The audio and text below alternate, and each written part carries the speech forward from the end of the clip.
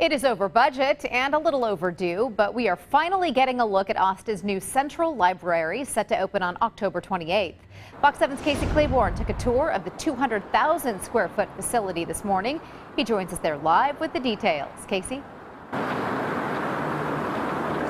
Rebecca, this $125 million project is not just a place to read books. It's the 2nd Street Bridge behind it. It's an art gallery, a special event center, a cafe, and yeah, there's books too. Welcome to the top floor of the new Central Library. For John Gillum, Austin's new Central Library is a labor of love he'll finally get to debut in late October. The groundbreaking was in 2013.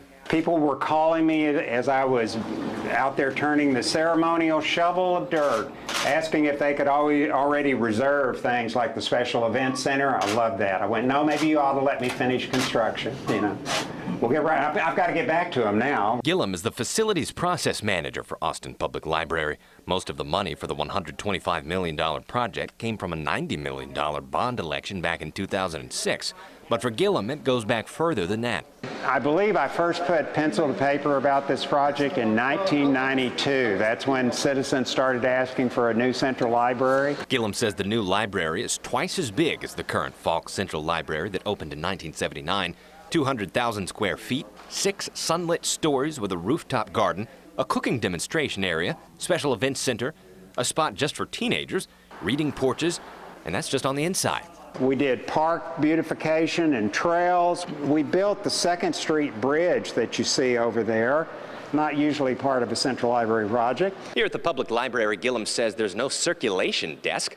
Library staffers will just be walking around. They'll have library shirts on and they'll be able to help you. The library was supposed to open in 2016. Every Central Library is unique, and that means that you really have to think about it, and you have all sorts of challenges like every 15 minutes. And some more money was needed.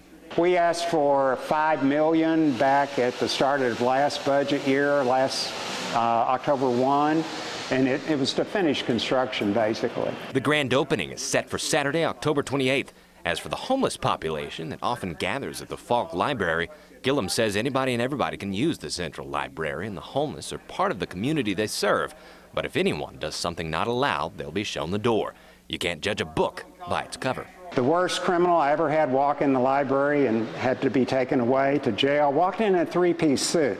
You cannot make snap judgments about people.